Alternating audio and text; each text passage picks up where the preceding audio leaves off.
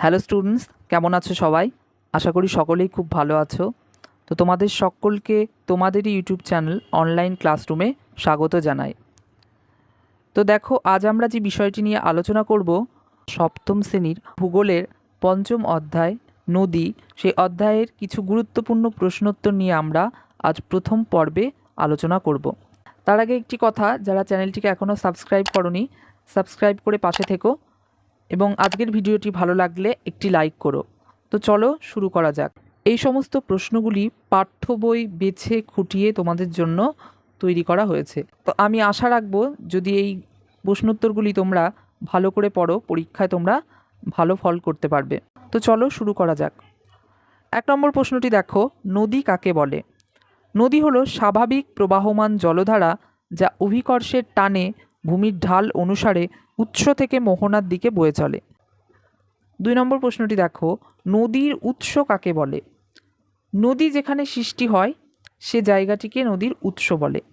সাধারণত পাহাড়, পর্বত বা উঁচু মালভূমি অঞ্চলে নদীর উৎপত্তি বা সৃষ্টি হয়। পরের প্রশ্নটি দেখো, নদীর মোহনা কাকে বলে?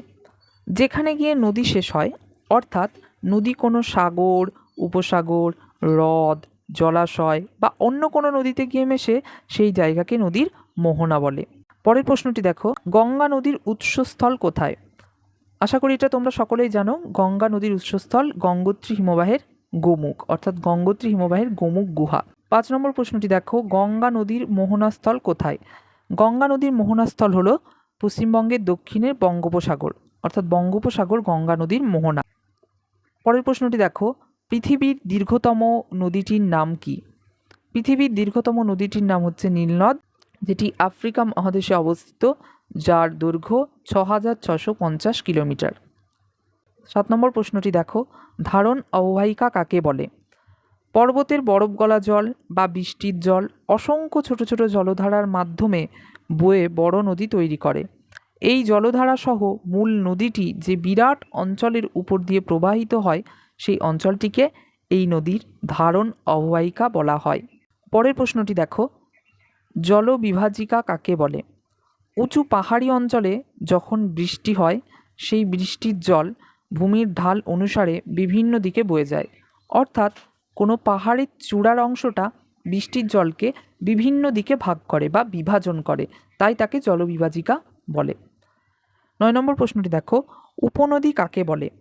উৎস থেকে সৃষ্টি হয়ে যখন কোনো নদী অন্য কোনো নদীতে এসে মেশে, তখন তাকে ওই নদীটির উপনদী বলে। যমুনা, গোমতী, ঘরঘরা, কোশি প্রভৃতি নদীগুলি গঙ্গা নদীর উপনদী। 10 নম্বর প্রশ্নটি দেখো, শাখা নদী কাকে বলে? মূল নদী থেকে যে সমস্ত নদী শাখার মতো বেরিয়ে গিয়ে অন্য কোথাও গিয়ে মেশে, সেই সমস্ত নদীগুলিকে শাখা নদী বলে। ভাগীরথী, হুগলি হলো গঙ্গার প্রধান শাখা নদী। পরের প্রশ্নটি দেখো, নদী উপত্যকা কাকে বলে? উৎস থেকে মোহনা পর্যন্ত নদী যে খাতের মধ্য দিয়ে প্রবাহিত হয়, তাকে নদী উপত্যকা বলে। পরের প্রশ্নটি দেখো, নদী অববাহিকা কাকে বলে? নদী তার উপনদী, শাখা নদী সহ উৎস থেকে মোহনা পর্যন্ত যে অঞ্চলের মধ্য দিয়ে প্রবাহিত হয়, সেই বিস্তীর্ণ ভূমিভাগকে নদী অববাহিকা বলে। 13 নম্বর প্রশ্নটি দেখো, পৃথিবীর বৃহত্তম নদী অববাহিকার নাম কি? পৃথিবীর বৃহত্তম নদী অববাহিকার নাম হচ্ছে আমাজন নদী অববাহিকা। 14 নম্বর প্রশ্নটি দেখো, দোয়াব কাকে বলে বা কাকে বলা হয়? পাশাপাশি প্রবাহিত দুটি নদীর মধ্যবর্তী স্থানকে দোয়াব বলা হয়, অর্থাৎ দুটি নদীর মাঝের অংশকে বা মাঝের যে স্থান, সেই স্থানটিকে দোয়াব বলা হয়। পরের প্রশ্ন, কোন শব্দ থেকে দোয়াব শব্দটি এসেছে? পার্সি শব্দ থেকে দোয়াব শব্দটি এসেছে। দো অর্থ দুই, আব অর্থ জল বা নদী। 16 নম্বর প্রশ্নটি দেখো, অন্তর্বাহিনী নদী কাকে বলে? যে নদী কোনো দেশে উৎপন্ন হয়ে সেই দেশের মধ্যেই কোনো হ্রদ বা জলাশয়ে গিয়ে মেশে, তাকে অন্তর্বাহিনী নদী বলে, যেমন ভারতের লুনি, রাশিয়ার আমুদরিয়া প্রভৃতি। আন্তর্জাতিক নদী কাকে বলে? যে নদী একাধিক দেশের মধ্য দিয়ে প্রবাহিত হয়, তাকে আন্তর্জাতিক নদী বলে, যেমন সিন্ধু, ব্রহ্মপুত্র, ইউরোপের রাইন, দানিউব ইত্যাদি। নিত্যবহ নদী কাকে বলে? যেসব নদী উঁচু পার্বত্য অঞ্চলে সৃষ্টি হয়, তাদের জলের উৎস প্রায়শই বরফ গলা জল। এই নদীগুলিতে সারা বছর জল থাকে, তাই এদের নিত্যবহ নদী বলা হয়। অনিত্যবহ নদী কাকে বলে?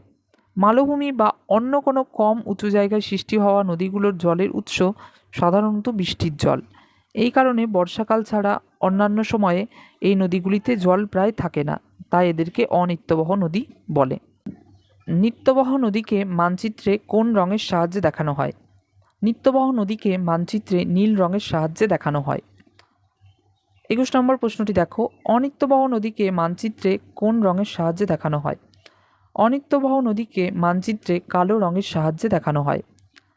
22 নম্বর প্রশ্নটি দেখো, এবং এটি আজকের শেষ প্রশ্ন। ভারতের গঙ্গা ও যমুনা নদীর দোয়াবংশে কোন কোন শহর অবস্থিত? ভারতের গঙ্গা ও যমুনা নদীর দোয়াবংশে আগ্রা, এলাহাবাদ প্রভৃতি শহর অবস্থিত। আমি আশা রাখবো তোমরা এই প্রশ্নোত্তরগুলি সঠিকভাবে পড়বে এবং পরীক্ষায় উপকৃত হবে। আজকের ভিডিওটি ভালো লাগলে একটি লাইক করে দিও। সকলেই ভালো থেকো। দেখা হচ্ছে খুব শীঘ্রই পরের একটি ভিডিওতে।